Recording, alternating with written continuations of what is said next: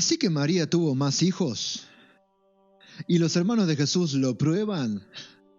Bueno, hoy te voy a mostrar cómo esa idea no solo es ignorante de la Biblia, sino que además te hace caer sin darte cuenta en herejías viejas que la iglesia ya demolió hace siglos.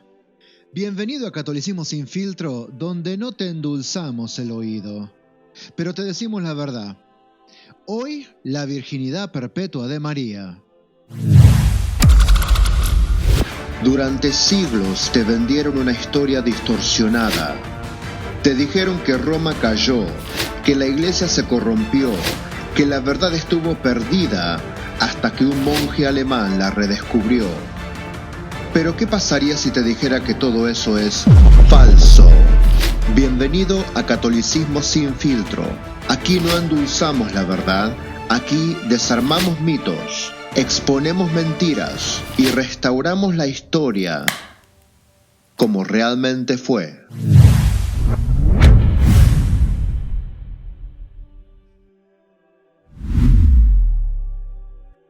¿Qué? ¿Me estás diciendo que María tuvo otros pibes? Vamos a hablar claro. Cada vez que un evangélico, protestante, todos estos, escucha que los católicos creemos en la virginidad perpetua de María, salta como leche hervida. No sé por qué, pero este tema los hace saltar. Siempre te tiran lo mismo. Pero ¿cómo va a ser virgen si la Biblia dice que tuvo otros hijos? Ahí dice que Jesús tenía hermanos. ¿De qué me estás hablando? Lo dicen como si fuera el argumento definitivo, como si nadie en 2000 años de historia del cristianismo hubiera pensado en eso antes. Tenía hermanos, nadie se dio cuenta. Pero acá te vamos a demostrar que esa objeción es ridícula, superficial y sin fundamentos. Lo que está en juego acá no es un simple detalle mariano. Lo que está en juego es la identidad de Cristo y el modo en el que Dios entra al mundo. Primero lo primero, ¿qué significa siempre virgen? Cuando decimos que María fue siempre virgen, no estamos diciendo que el sexo sea malo.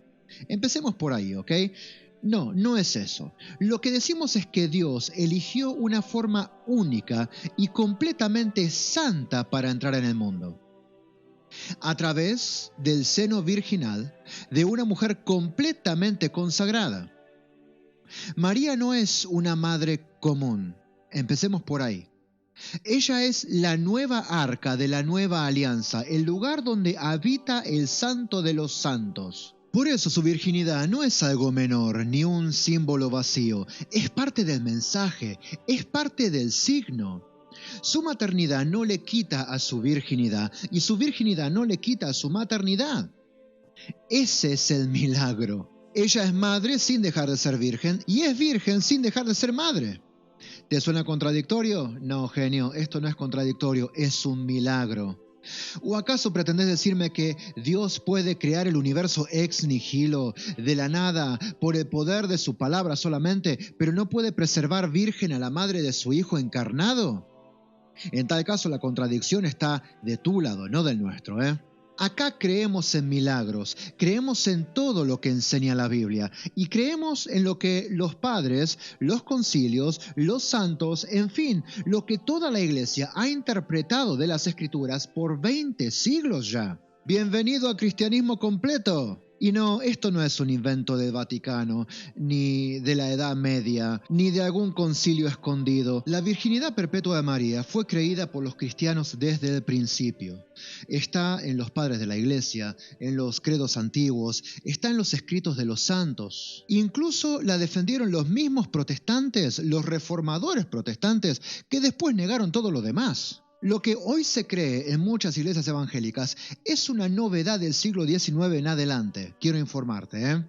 O sea, tarde y mal. El cristianismo original siempre sostuvo esto, que María fue virgen antes, durante y después del parto.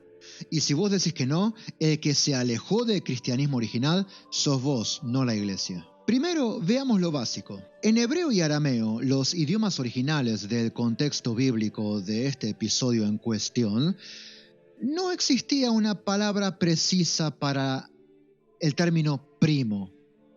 Cuando querían hablar de un pariente, usaban la misma palabra para todo, aj, que significaba hermano. Pero también significaba primo, sobrino, incluso podía significar un aliado tribal. Es como si todo lo metieran en una misma bolsa. Y esto no es algo raro de los judíos del primer siglo nada más, ¿eh? No, en un montón de culturas orientales pasa lo mismo.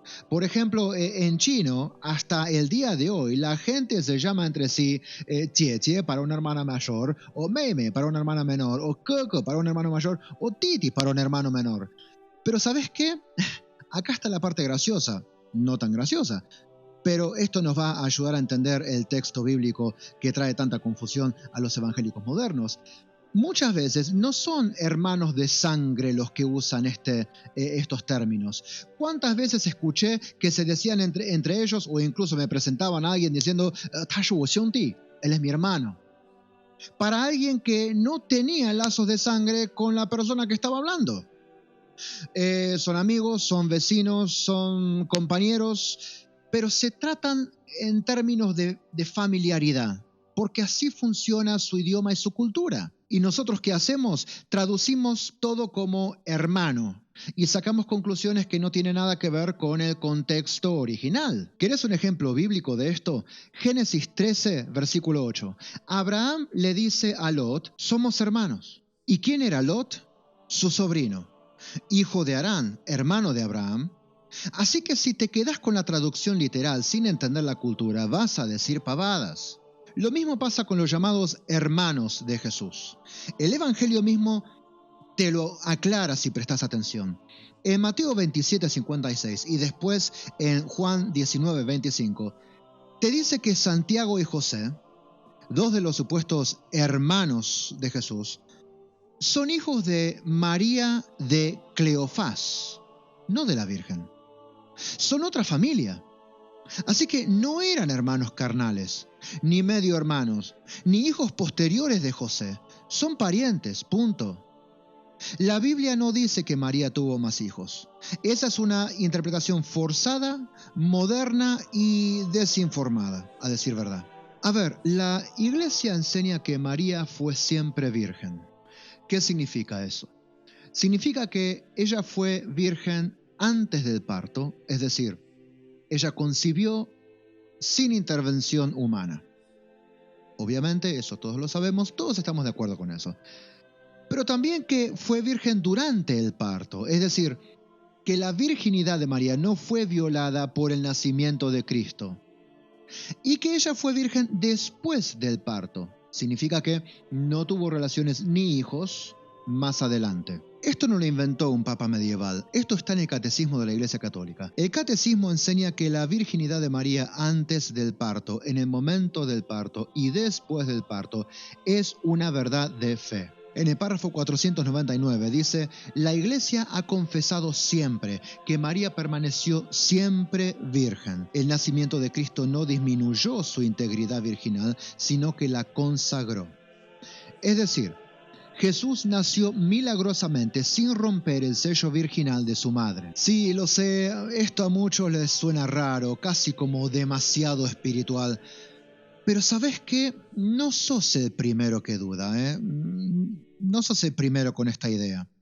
Ya en el siglo IV, un hereje llamado Elvidio, atención, hereje llamado Elvidio, salió a decir que María tuvo hijos con José después del nacimiento de Jesús. ¿Y sabes quién destroza ese argumento? San Jerónimo. En su carta contra Elvidio, alrededor del año 383, destroza los pseudo-argumentos que este hombre trataba de presentar. Pero hay más. Quiero que vayamos por parte, no me quiero adelantar porque esta carta no tiene desperdicio. Dice, no hace mucho me pidieron algunos hermanos que contestara a un panfleto escrito por un tal Elvidio. He atrasado a hacer esto, no porque sea un tema difícil en el cual defender la verdad y refutar a un campesino ignorante que tiene escaso conocimiento del primer destello de aprendizaje, sino porque me temía que mi respuesta pudiera hacerlo parecer alguien digno de ser derrotado. Fíjate, por favor, Para San Jerónimo, refutar la idea de que María tuvo más hijos era tan estúpido como tener que refutar que el pasto no fuera verde, algo así. Y él ni siquiera estaba dispuesto a perder tiempo en esto. Pero bueno, como el vídeo cobrara más notoriedad, tuvo que hacerlo, y sobre esto dice: el hacha del Evangelio debe, por lo tanto, aplicarse a la raíz de un árbol sin frutos. Y tanto el árbol como su follaje sin fruto deben tirarse al fuego para que el vidio, que nunca aprendió a hablar, pueda a la larga aprender a callar su lengua. Epa, este hombre sí que era picante. Y después me dicen a mí, Y entre muchas cosas que San Jerónimo dice en esta carta, que la recomiendo 100%, de nuevo, no tiene desperdicio. Entre muchos argumentos que él pone acá, leemos lo siguiente: pero como nosotros no negamos lo que está escrito, también rechazamos lo que no está escrito. Creemos que Dios nació de la Virgen porque lo leemos.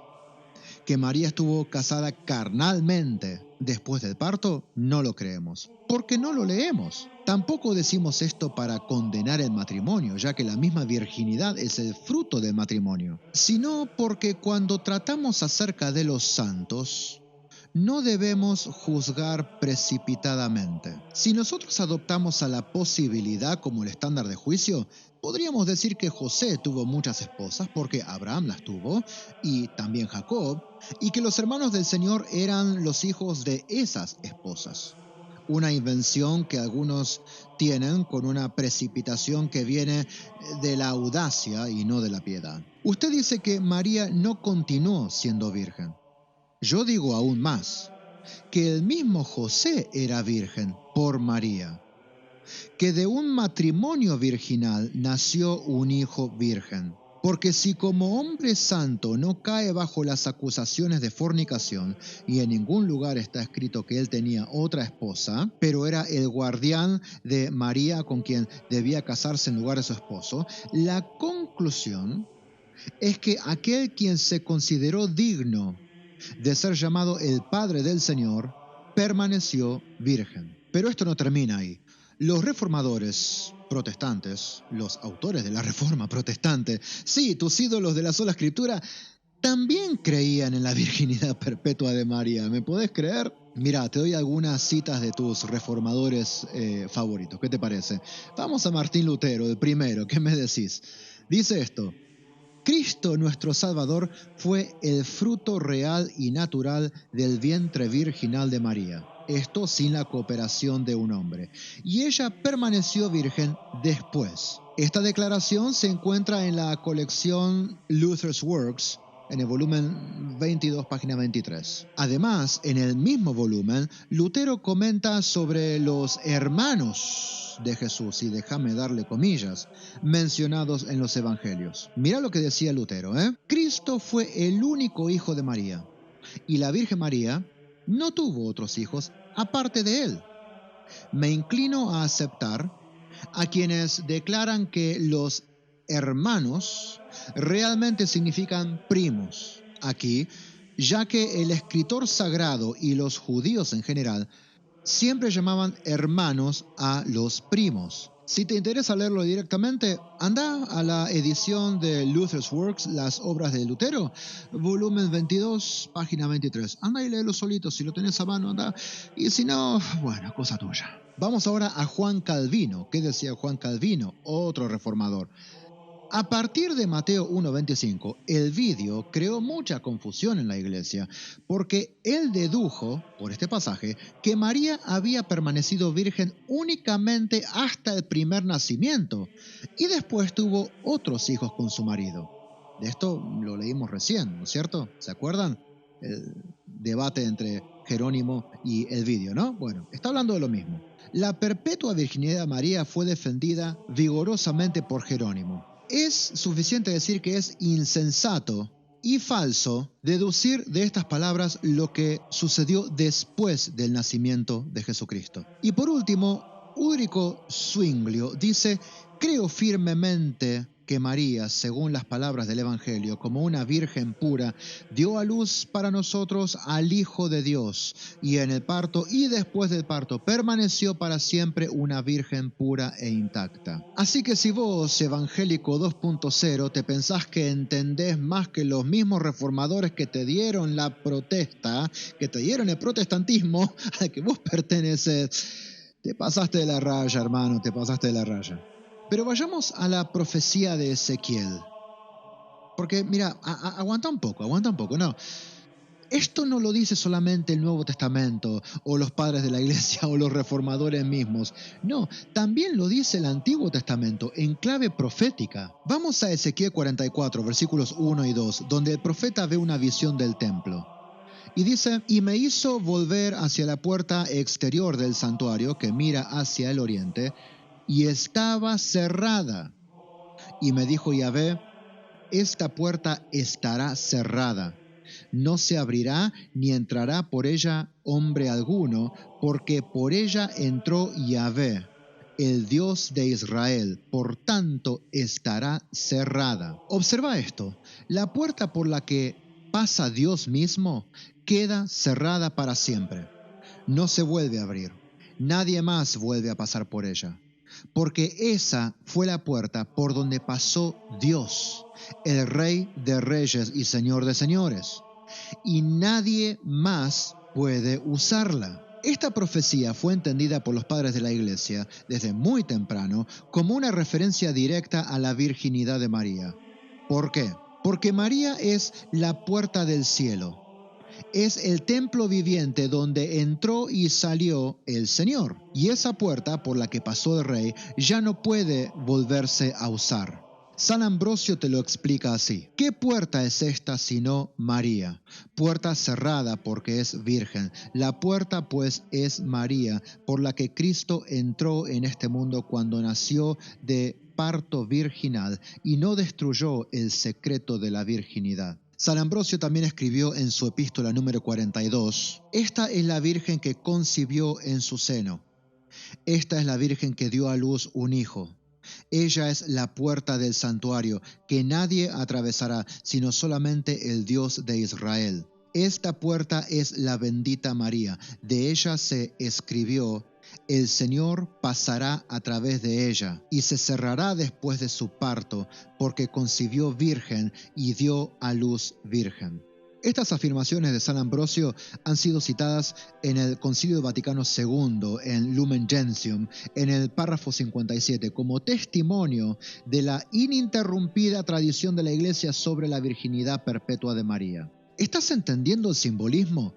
Si el Rey de Reyes pasó por una puerta, esa puerta queda cerrada para siempre. Es decir, no se usa más, porque no es una puerta común y corriente, no es una puerta normal, es el lugar por donde Dios mismo entró al mundo. Así de sagrado es el cuerpo de María, y así de claro es que su virginidad no fue tocada ni antes, ni durante, ni después del nacimiento de Jesús. Ahora viene la típica objeción tibia, ¿viste?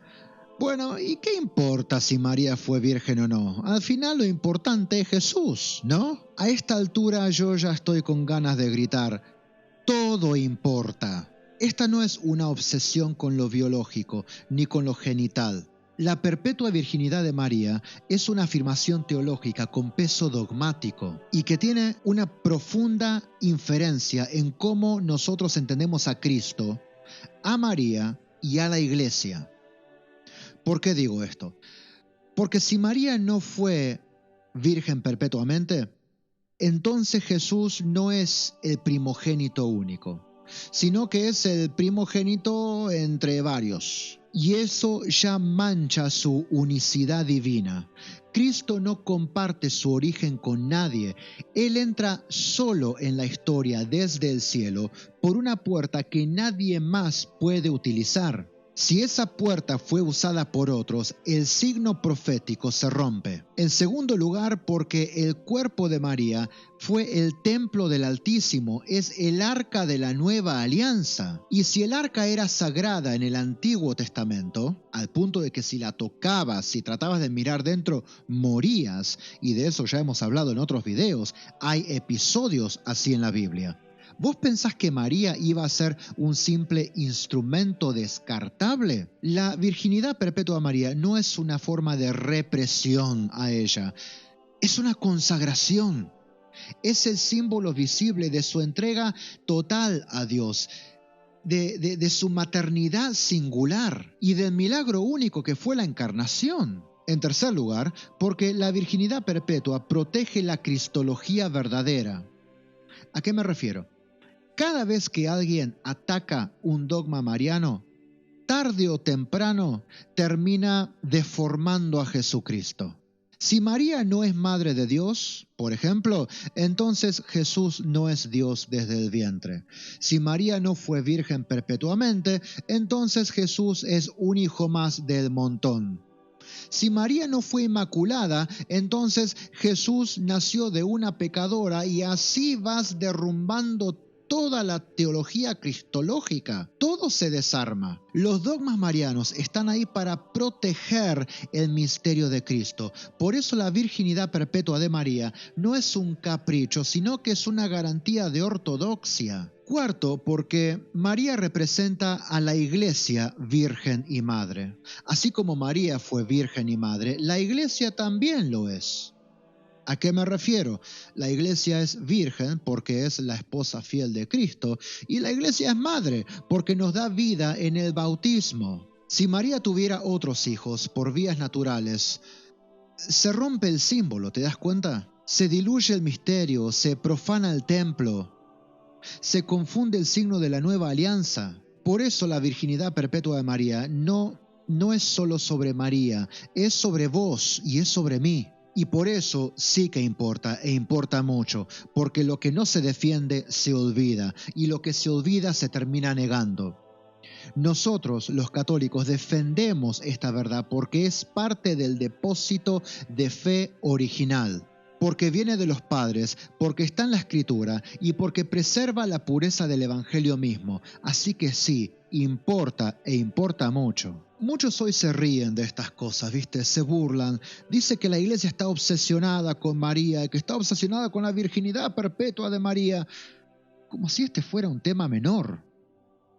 Como si esto fuera un cuento para monjas beatas o algo que se puede discutir como una nota al pie, como una acotación, como un detalle sin importancia.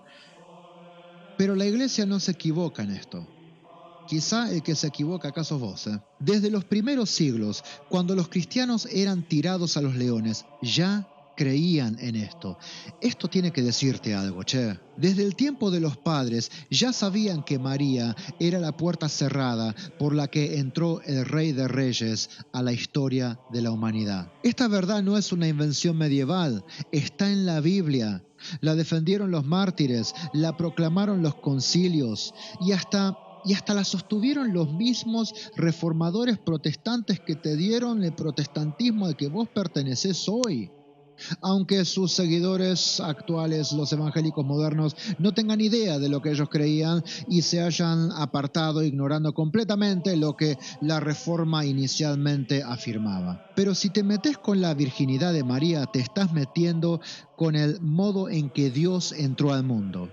Y eso no es un detalle, porque eso está en el corazón de la fe cristiana. Que Dios se encarnó sin perder su gloria, que vino a nacer de una virgen intacta, porque su nacimiento fue puro, fue único, fue santo. Y por eso la Iglesia proclama sin miedo, sin vergüenza y sin tibieza: María es siempre virgen, antes del parto, durante el parto y después del parto. Porque el vientre que llevó a Dios jamás pudo pertenecer a otro. Gracias por haber estado una vez más con nosotros en Catolicismo Sin Filtro. Si te gustó este video, dale like, suscríbete, compartí, comentá. Si no te gustó este video, también dale like, suscríbete. Déjame tus insultos en los comentarios. No hay problema, bienvenido sea. Si estás en dudas O capaz te das cuenta que empezaste a abrir la cabeza sobre cosas que antes no te habías dado cuenta. Y si te das cuenta que Dios te está llamando a salir del cisma, a salir de la separación, pero tenés miedo, querés saber más, deja tus comentarios, contactate con nosotros, estamos acá para eso. Nos vemos en el próximo video, donde no sé qué vamos a seguir, vamos a hacer algo, no se preocupen. Que tengas una muy buena semana y que no te vendan humo.